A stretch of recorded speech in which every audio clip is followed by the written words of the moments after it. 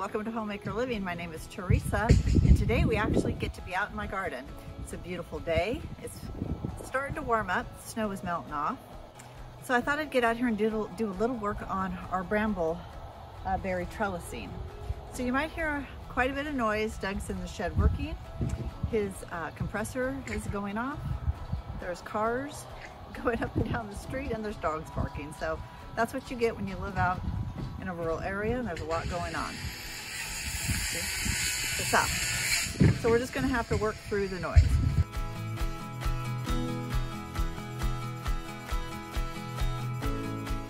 So today my project is, I've been really itching to get out here and do this project. We started this kind of in the beginning of the fall before all the snow started flying early, and we had planned to put up some cattle panels to trellis our bramble berries.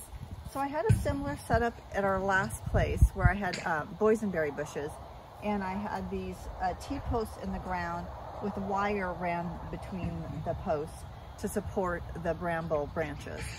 And that worked good, except it did limit me on a couple of things.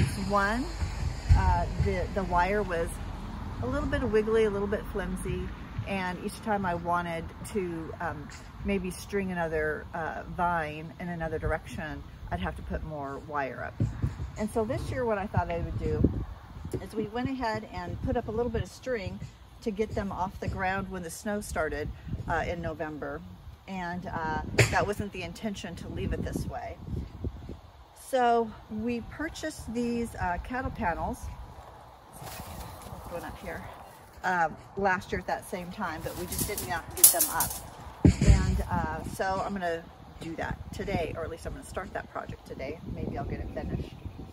And so we transplanted these, we're not sure what they are. They look like they might be Marionberries. They were in the front of the house, and I wanted to move them back here. And so we did transplant them. We planted 1, 2, 3, and I have one more in a pot in the shed that was a little bit fragile.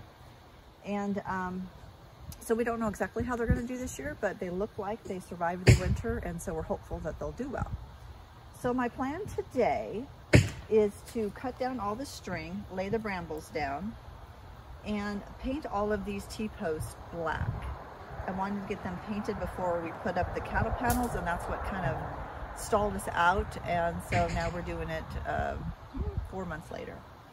So that's what I'm going to get to doing. I'm going to take down all the strings, get to painting these, and then when Doug has a moment, we're going to go ahead and install these cattle panels and then put the brambles back up on it. I'm also going to paint the T-post over by the raspberries, so we'll go ahead and get that started.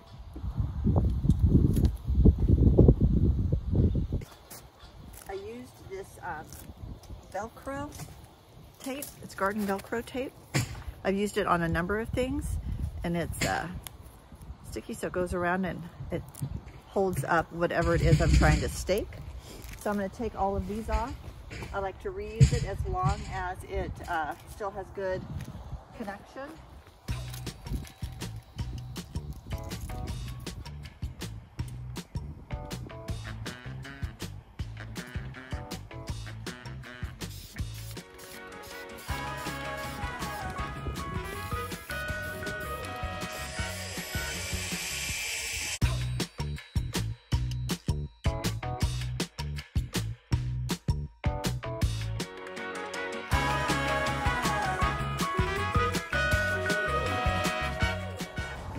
The 4 T-posts for the brambles all painted. We'll let them dry before we put up the cattle panels, and then we're going to move down and do the raspberries.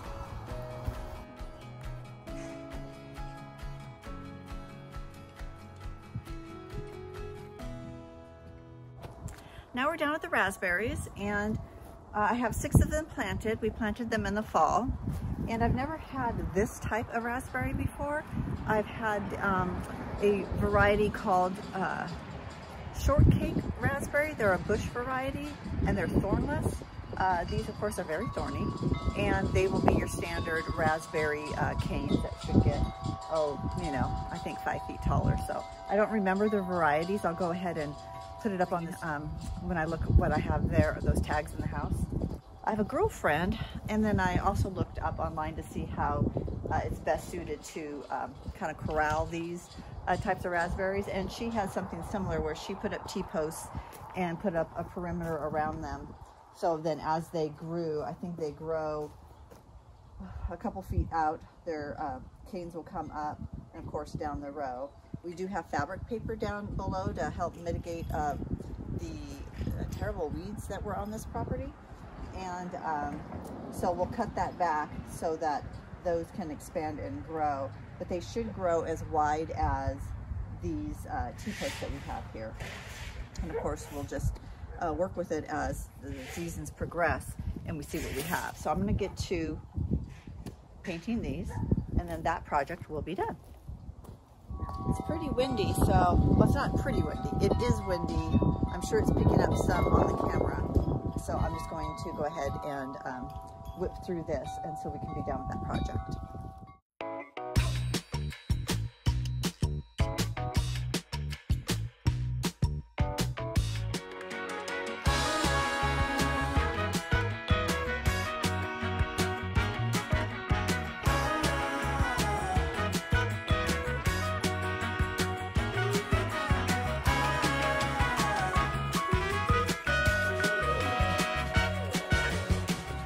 These 6 are now painted, and I'm not going to do anything with them, like I said earlier, probably till later in the season, cage them in.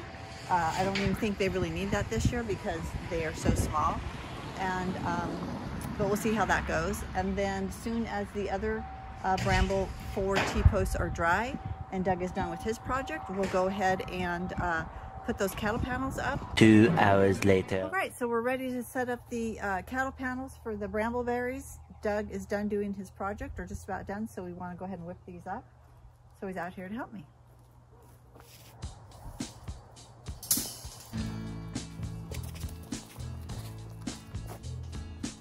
Try to hook it on the top of that post. That way you're not holding it.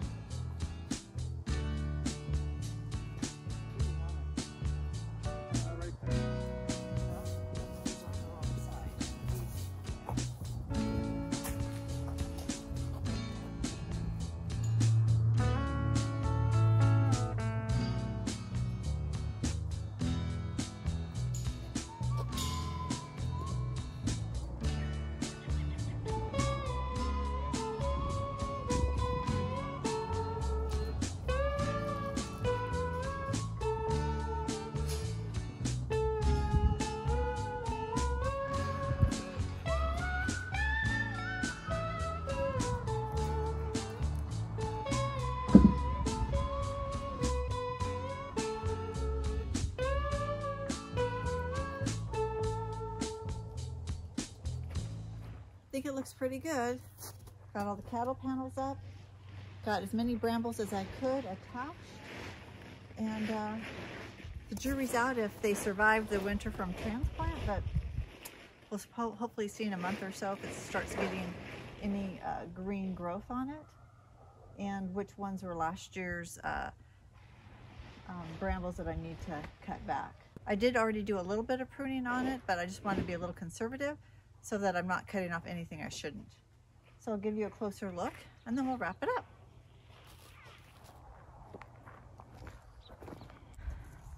So here's the first bramble that's on there.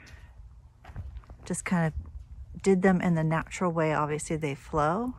And then this one's kind of a little intertwined mess, but that's the way it was last year. And then we have one good one coming out of this, and then a couple broken ones. Yeah. So I'm glad we finally were able to get this up. Been waiting for about 4 months. So that'll do it for today's project. Thanks for joining me. If you like the content of this video, please give it a thumbs up and consider subscribing to follow me on my garden journey in my new garden this year. And I will see you next time. Thanks for watching. Bye.